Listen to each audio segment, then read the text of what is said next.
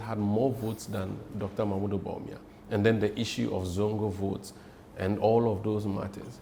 Yeah, if it was not his candidature that's a problem, then what is? And that's what the critics say in Dr. Brian Champon. So Dr. Brian Champon only found out that the candidate was a problem after Bawumia lost. After doing the analysis of the data, after Bawumia lost. Yes. That's his assertion. Yes. Of course, it's also because he's interested in running. What will be the reasons he would give to run if he doesn't find some negative or some, incendiary comments to make about Bawumia? What will be the reason that he's just coming because of what? No, he needs something.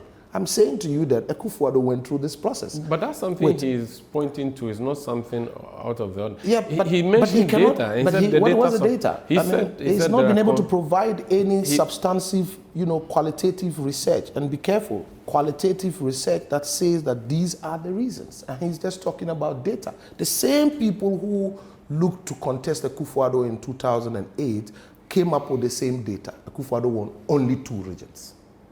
You recall? Yeah. So did it make Akufo Addo unpopular? But that's a very simplistic way to put out data slanted for a particular purpose. That's a very simplistic way. Don't forget, the country is one constituency.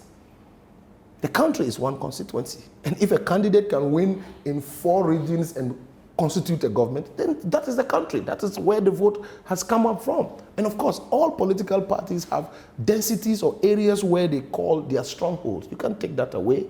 The country's political map is known. We know where the NDC strongholds are. We know where the NPP strongholds are. And that is what we saw generally was a reduction in the NPP's votes across all the 16 regions except Northeast. That is what the data shows. So I'm waiting for anybody to contradict that data. It's good you but mentioned clearly, the reason why our party people did not turn out to vote are known to us. We know some of the challenges that party people have. It's good you mentioned Northeast. Dr. Brian Champon again, and forgive me if I mentioned him, but he's the one I interviewed recently who is opposed to your campaign.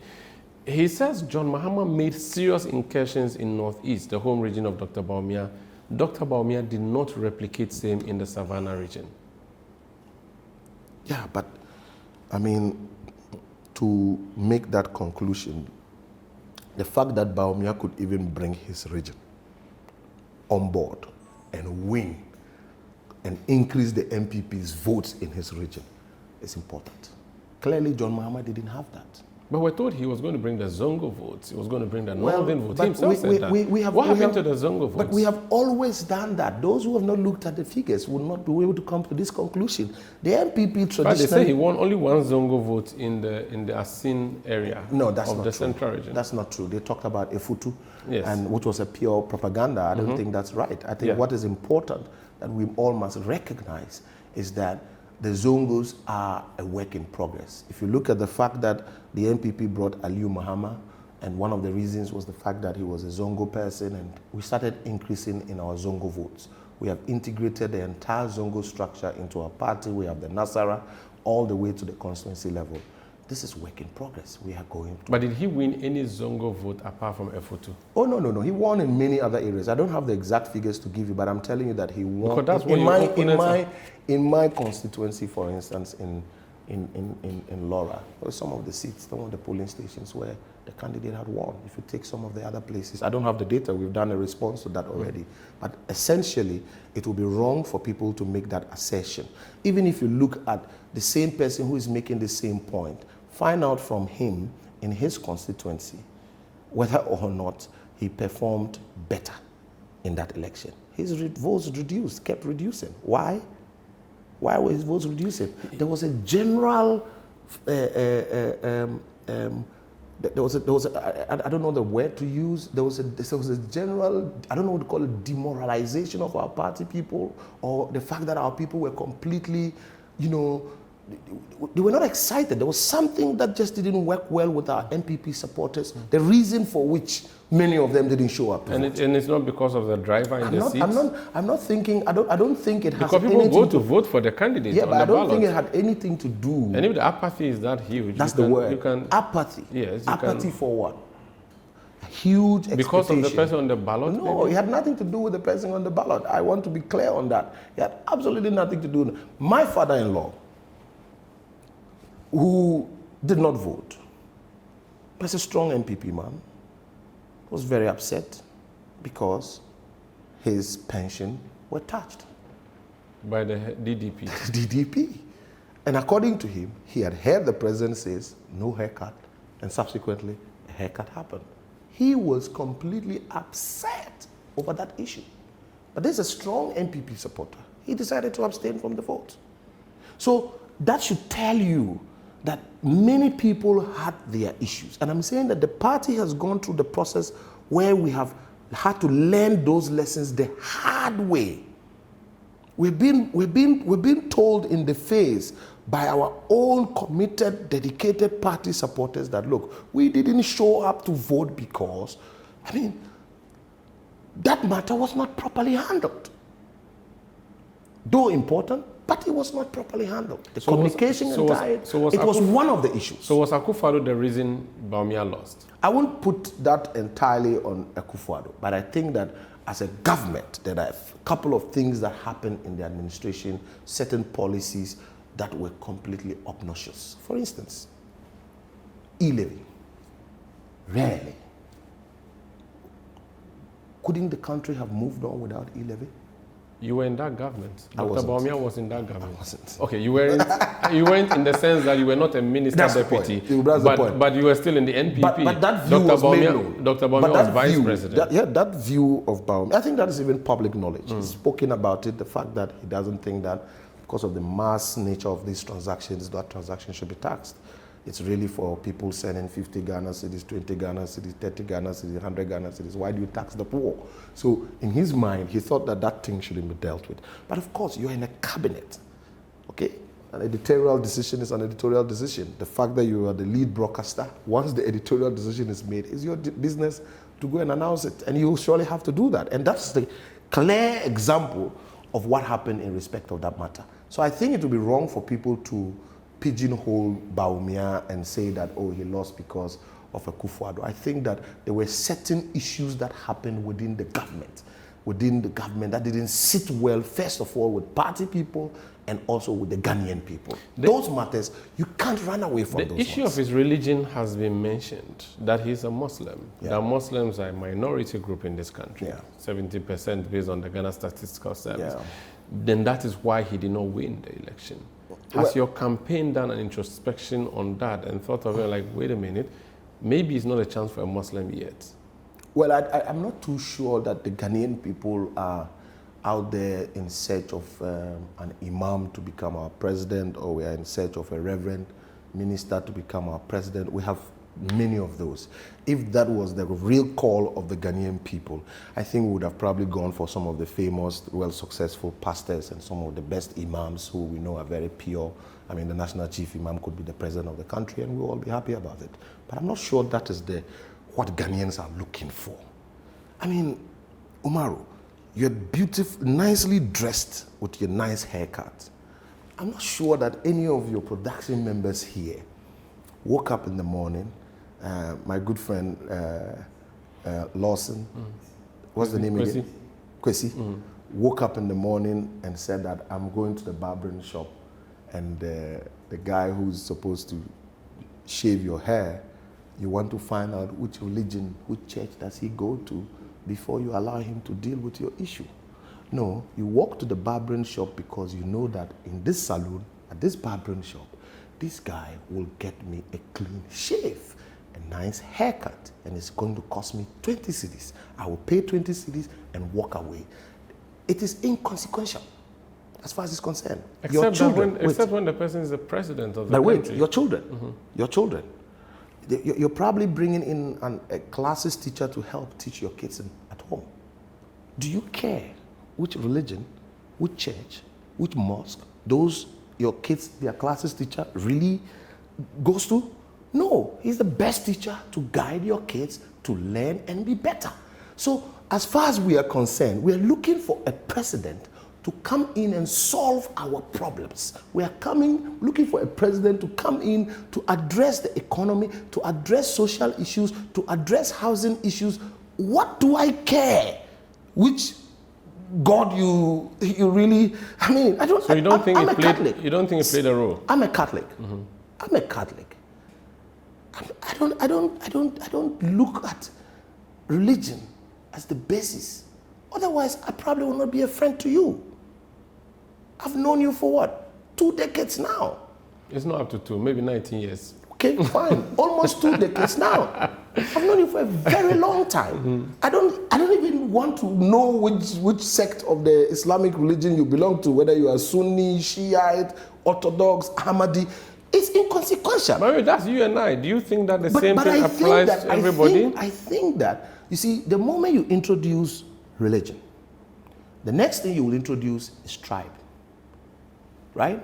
I just told you, I won an election in Kumasi.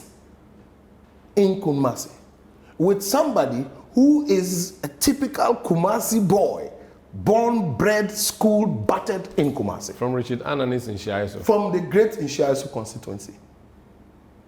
But I beat him to it. Are you saying that the people who voted, or the entire Ashanti region at the time, was looking at tribe? They didn't care. They didn't even know which church I went to. They just found a young man who fit the bill, who could do the job, and they voted for that person. So for me, that's my response to those who talk about religion. And in any case, to be honest with you, it is small minds who meddle in those matters. Indeed, this country, I remember when Akufo Addo was contesting, let's go back. President Akufo was contesting in Kumasi.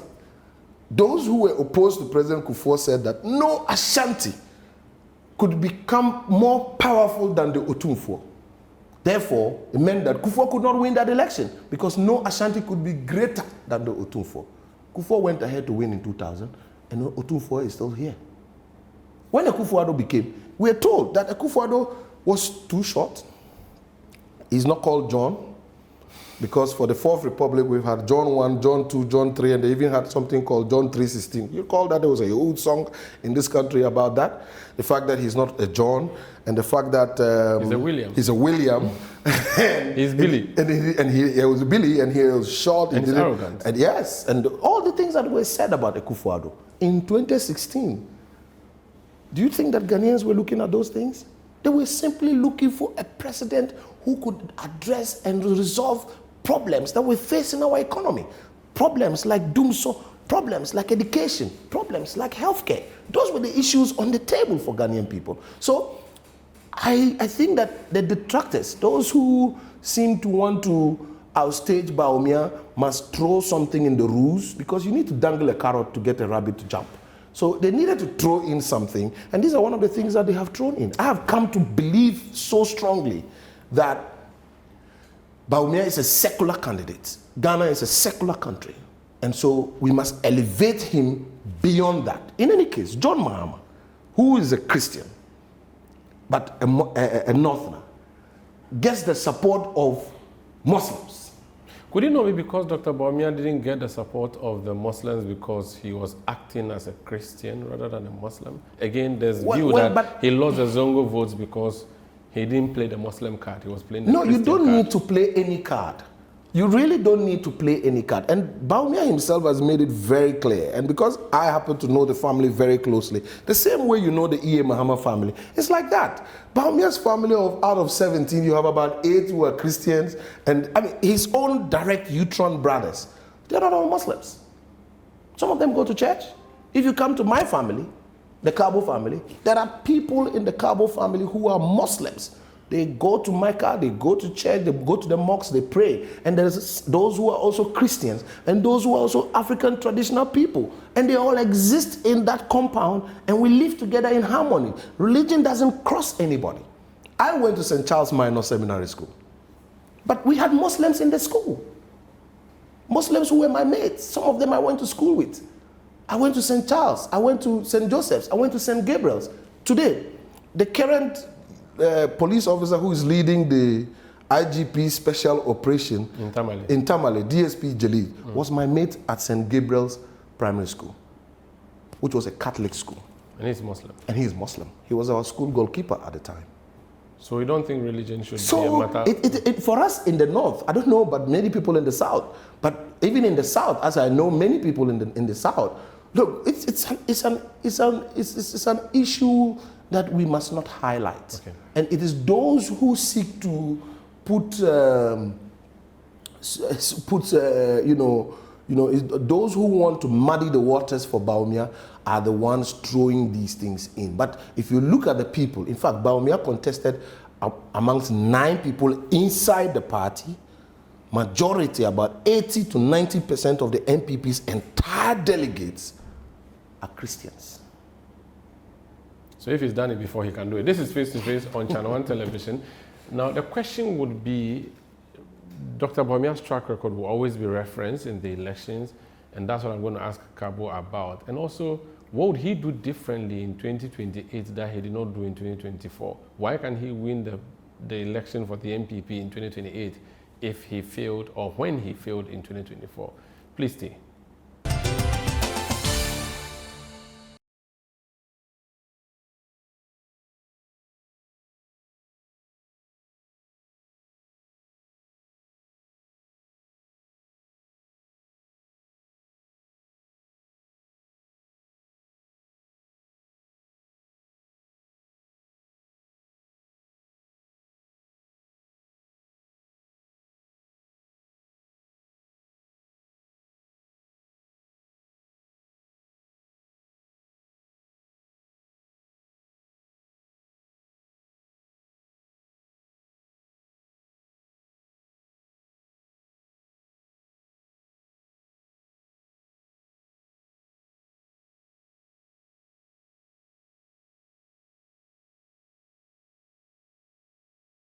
Yeah, welcome back. This is Face to Face on ChannelOne television. My guest is Anthony Karbo of the Dr. Bawumia campaign team.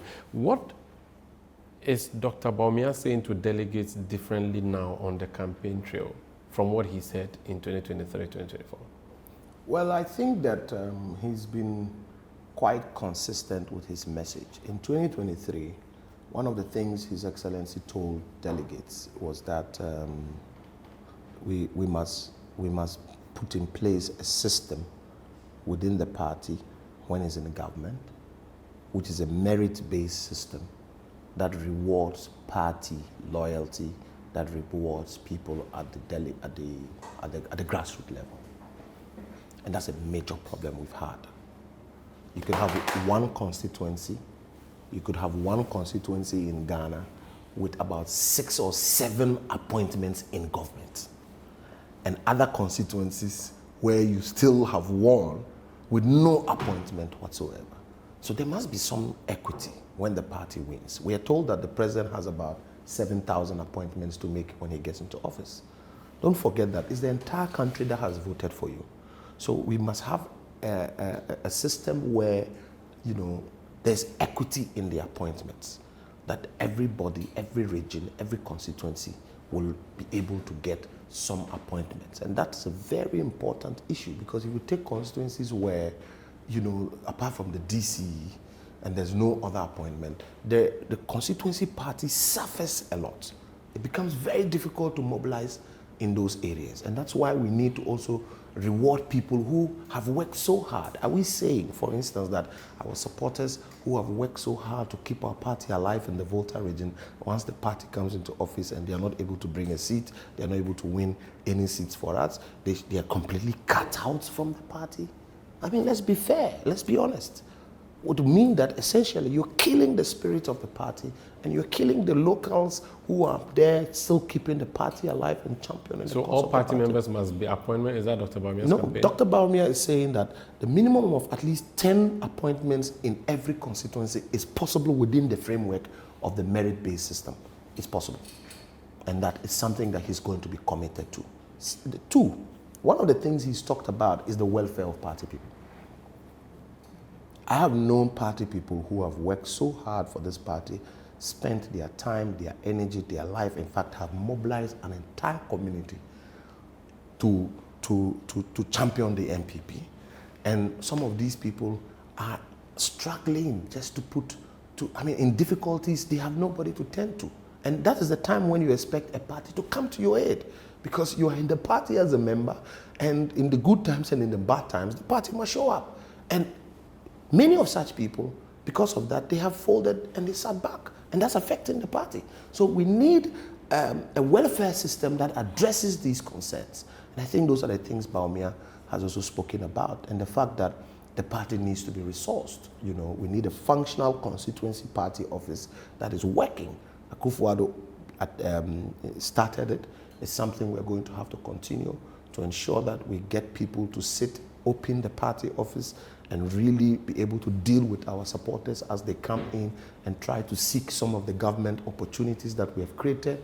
Our jobs for young people, jobs for women, loans for our party people, recruitment for our party people who are qualified because, first of all, they are Ghanaians, their party is in power. So that system, that ecosystem that deals with party people, you know, very fairly and also gives them their due because their party, they've worked so hard to bring the party into power, is important. And those are the messages that His Excellency is talking about. The third thing he's talking about, which is quite important, is that this time round, as president, he would like to have an engagement directly with the party. So he's currently meeting the delegates. Even as president, he will still want an opportunity to be able to meet the delegates once every year. One of the problems for Dr. Bawumia in this election is that his opponents are outsiders. He was as vice president for 8 years. They say that if you can do all of this now, why didn't you do it at the time you were vice president? You are not a stranger. You were in the government. Why didn't the party base benefit? Why didn't you oil the party machine? If you were really interested in the party's welfare, you would have done it already, not now that you are seeking re-election. I think that it's important people to also understand that you work as a vice president. The Constitution is quite clear what powers you have. These things we are talking about, as far as the things Bawumia will do, are matters that a sitting president with authority can do. You're vice president, you can offer an advice. But the vice president has the ears of the president. Yeah, but you can offer the advice, you can offer the suggestion, you can send a paper. It depends on the president to say, I agree or I disagree or this can wait. I have my vision and I want to follow that. That's the best you can do. I mean, if Nana Adjumai has any brilliant ideas, if those ideas do not sit with President Mahama very well, those ideas will never see the light of day. And we must be clear about that. We've seen John Mahama as vice president to Atta Mills, and I think he had some ideas. It is only when John Mahama became president that we are seeing the full contours of John Mahama's vision for Ghana and the way he's proceeding with it. I didn't think that there was a big push when he was vice president under Atta Mills. There was no idea like that.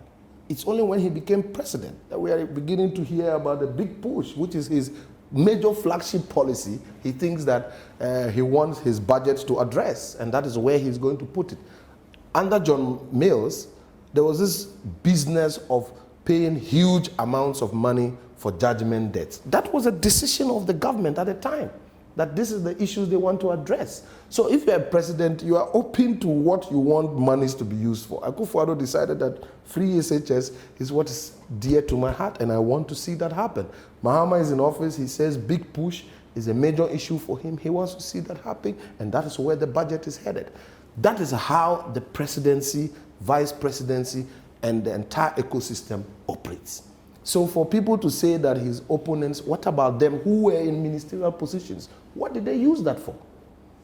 They were just ministers. They were not vice president. They were not number two. But they could drive policy in their respective sectors that had a huge cascading effect.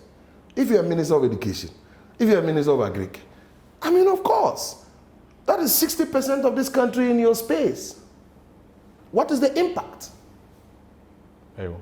We need to go. 31st January, what should we expect from your side? Well, as far as we are concerned, His Excellency is just wrapping up his tour of Greater Accra, which has been very, very, very good. I'm very happy with the way the campaign, the messaging, and his consistency. If you listen to Bawumia in Cape Coast and you head out to meet him in Yendi, you are going to hear the same message. because he's very consistent with the message. And over the time, for the last couple of months, the message is growing onto people.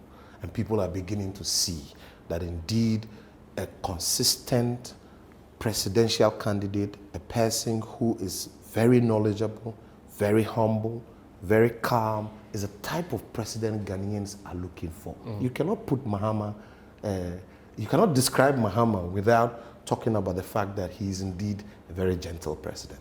It's not one of those, and that is the type of Milo Ghanaians are looking for. People are looking for a candidate who is very accessible, a person who listens, and I think that one of the things we've done very well in opposition is that we are listening.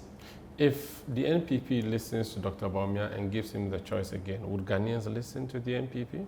We have a long time to get into 2028. It's one of the reasons why we decided as a party, as part of our constitutional rearrangements, to start early so that we can have adequate time. Don't forget, Mahama had 2 years head start before we even jumped into the space. Wish you all the best, and thank you so much for speaking to us. Thank you so much, Umaru Sanda. Anthony Karbo, former youth organizer of NPP, former deputy minister for roads. Unfortunately, we couldn't talk about roads, but currently he is on a project to get Dr. Bawumia elected as flag bearer of the New Patriotic Party.